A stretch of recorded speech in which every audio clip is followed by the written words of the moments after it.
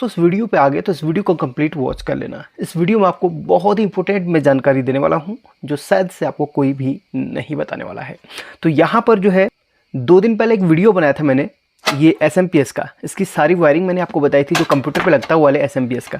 तो यहाँ पर जो मेरे पास जो स्पेशली कमेंट थी वो नेगेटिव वोल्ट पे थी, यानी कि यहाँ पर एक जगह पे आपको लिखा हुआ दिख रहा होगा कि -12 वोल्ट। तो काफ़ी लोग क्या सोचते हैं कि माइनस मतलब ग्राउंड होता है या फिर कॉमन होता है। तो यहाँ पर माइनस का मतलब थोड़ा सा अलग यहाँ पर लिया गया है, मैं आपको बताता हूँ वो कौन सा है। जो ये +12 वोल्ट है वो तो नॉर्मली प्लस सप्लाई रहती है, और माइनस कौन सी होती है ये इसके बारे में मैं ज़्यादा यहाँ पर डिस्कस करूँगा। अब यहाँ पर सबसे पहले मैं आपको कुछ सप्लाई दिखा देता हूँ जो माइनस वोल्टेज से चलती है। उनमें से जो चीज़ आप यूज कर चुके हैं कमेंट में ज़रूर बताना। सबसे पहले लूँगा एक प्री एम्पलीफायर बोर्ड। तो यहाँ पर इसको चलाने के लिए 12012 की ज़रूरत पड़ती है। आप ध्यान दीजिए 12012, एक होता है 012, एक होता है 12012, जिसे हम डुअल सप्लाई कहते हैं। 12012 ध्यान दीजिए, एक को चलाने के लिए सिर्फ 12 वोल्ट की ज़रूरत पड़ती है, एक के लिए 12012 की ज़रूरत पड़ती है। जो 12012 से चलता है उसके लिए अलग रेक्टिफायर बनता है, ये भी चीज़ आपको पता होनी चाहिए। जो 12012 से चलता है उसके लिए अलग रेक्टिफायर बनता है। तो ये सप्लाई 12012 से चलती है, ये एम्पलीफायर 12012 से चलता है। यहाँ पर देखना ये ग्राउंड है, ये नेगेटिव है, ये पॉजिटिव सप्लाई है। अब आप लोग बोलेंगे यार ग्राउंड है, इसका मतलब ये भी ग्राउंड का ही होता होगा, तो यहाँ पर माइनस मतलब ग्राउंड नहीं दोस्तों, यहाँ पर माइनस का मतलब नेगेटिव सप्लाई से है। ठीक है, इस पर भी ध्यान देंगे अभी हम। ये 12012 से लेके 50 वोल्ट 50 60 तक ये चलता है। इसके बाद मैं बात करूंगा एक होम थिएटर बोर्ड की। होम थिएटर कोई सा भी आप ले सकते हैं, ये भी 12012 से चलता है। इसके लिए भी जो है ना डुअल सप्लाई की ज़रूरत पड़ती है, इसलिए यहाँ पर 2 कैपेसिटर देखने के लिए मिलते हैं। जितने भी सर्किट्स 12012 से चलते हैं उसमें हमें 2 कैपेसिटर देखने के लिए मिलते हैं। इनका कनेक्शन कैसे होते हैं, इनका रेक्टिफायर कैसे बनता है, मैं आपको अभी बताऊँगा। एंड यहाँ पर ये भी 12012 से चलता है, तो उसमें भी 2 कैपेसिटर लगाए गए हैं। यहाँ पर ये देखिए, इसके लिए अलग से एक सप्लाई लगती है 2 कैपेसिटर वाली। ये देखिए यहाँ पर 2 कैपेसिटर यहाँ पर लगाए गए हैं। ये कैपेसिटर आपस में पैरेलल नहीं है, ये सीरीज में लगाए जाते हैं। तो अब बात करते हैं ये नेगेटिव सप्लाई क्या होती है और यहाँ पर इनकी ज़रूरत क्यों पड़ती है। सबसे पहले मैं कैपेसिटर के कनेक्शन बताता हूँ, उनमें कैपेसिटर के कनेक्शन कैसे करे जाते हैं। यहाँ पर ध्यान दीजिएगा, नॉर्मली जो 12 वोल्ट से चीज़ें चलती हैं उसके लिए एक कैपेसिटर की ज़रूरत पड़ती है। यहाँ से आपकी इन दोनों वायर से AC आएगी, ठीक है, AC आएगी, यानी कि ट्रांसफार्मर यहाँ पर मान लीजिए ट्रांसफार्मर लगाया गया है, और ट्रांसफार्मर ये 220 वोल्ट और स्टेप डाउन होकर 12 वोल्ट मिलेगी। और इसके बाद यहाँ पर थोड़ा सा और फोकस करता हूँ मैं ताकि आपको क्लियर दिखाई दे। ये 12 वोल्ट है, और उसके बाद एक रेक्टिफायर लगाया जाएगा। ठीक है, एक रेक्टिफायर, यानी कि यहाँ पर चलिए यही वाला रेक्टिफायर भी मैं यहाँ पर बना लेता हूँ। और उसके बाद यहाँ से DC निकला, और इसके बाद यहाँ पर एक कैपेसिटर लगेगा, उसके बाद ये DC बन गया। रेक्टिफायर के बाद DC बन जाता है, यहाँ तक ये AC रहेगा, और रेक्टिफायर के बाद ये DC बन जाएगा। और DC बनने के बाद ये यहाँ पर एक कैपेसिटर लगेगा, कैपेसिटर इसको फिल्टर करेगा प्लस माइनस। तो यहाँ पर कैपेसिटर इसको फिल्टर करेगा, प्योर DC बना के सर्किट को दे देगा। तो ये चला 12 वोल्ट से, यानी कि इसको बोलते हैं 12 वोल्ट। ये हुआ 0 और 12, या फिर 0 इसको मानो या फिर 12 इसको मानो। तो ये 0-12 की सप्लाई होती है, ये हुई 0-12 की सप्लाई। और अभी हम जिसकी बात कर रहे हैं वो रही 12012 की सप्लाई। उसमें 2 वोल्टेज की जो ज़रूरत पड़ती है, एक पॉजिटिव वोल्टेज की, एक नेगेटिव वोल्टेज की। पॉजिटिव वोल्टेज हमारा ट्रांसफार्मर नहीं देता है, पॉजिटिव वोल्टेज के लिए हमें रेक्टिफायर बनाना पड़ता है, इस टाइप का रेक्टिफायर बनाना पड़ता है, फिर वो नेगेटिव और पॉजिटिव वोल्टेज बनाता है। कैसे बनाता है वो भी मैं आपको बता देता हूँ। यहाँ पर सबसे पहले हम एक ट्रांसफार्मर लेंगे, एक ट्रांसफार्मर ले लिया, ज़्यादा उतना खास तो चित्र नहीं बन पा रहा, लेकिन आप समझ जाएंगे। ट्रांसफार्मर लिया, हमारा ये 220 वोल्ट इसमें इनपुट हुआ, और उसके बाद यहाँ पर देखिए, यहाँ पर एक वायर ये निकली, एक ये निकली, और एक ये निकली। ये हुई हमारी 12 वोल्ट की, ये हुई 12 वोल्ट की, और ये बीच में हमारी बीच वाली 0 होगी, यानी कि ये 12012 का हमारा ट्रांसफार्मर हुआ। इसके बाद यहाँ पर ये जो 0 है, ये 0 अलग से निकल लेगा, जो कि हमारा GND बन जाएगा। उसके बाद ये हमारी ये जो 12 वोल्ट है ये हमारी निकलेगी यहाँ पर, और इसके बाद यहाँ पर ये रेक्टिफायर से जुड़ेगी।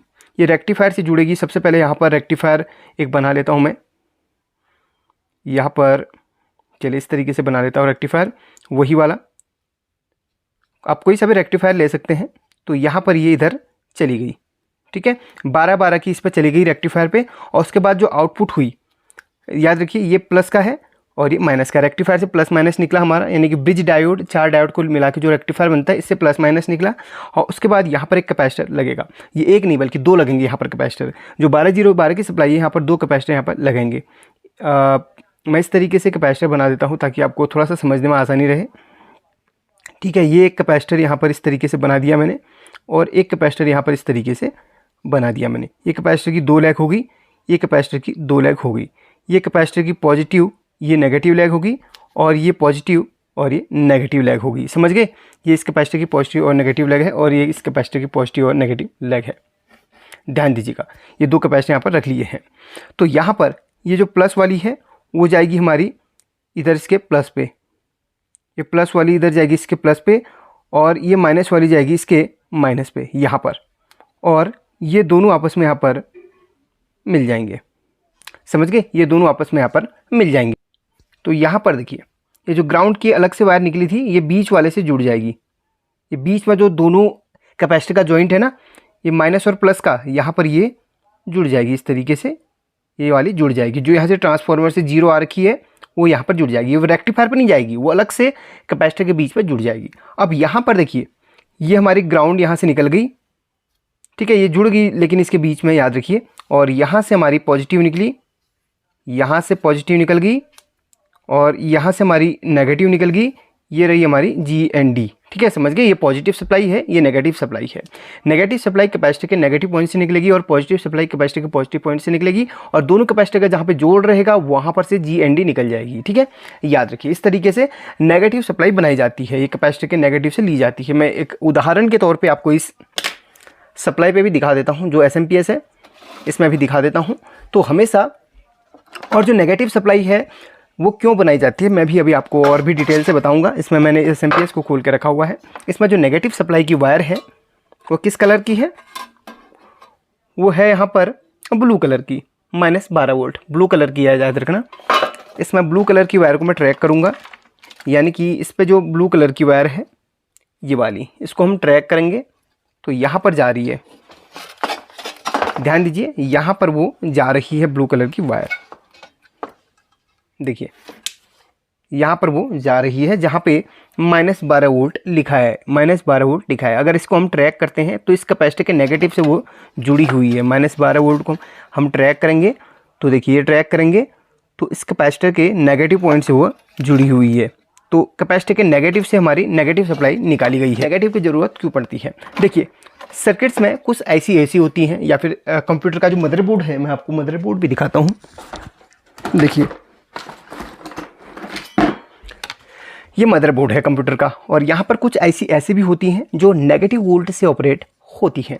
नेगेटिव वही जो हमने 12 वोल्ट से बनाई, जो रेक्टिफायर से बनाई थी। अभी आपको मैंने बनाना भी सिखा दिया है, और कुछ इमेजेस आपको मैं सर्च करके स्क्रीन पे दे दूँगा। तो -, वोल्ट से कुछ ऐसी होती है जो चलती हैं।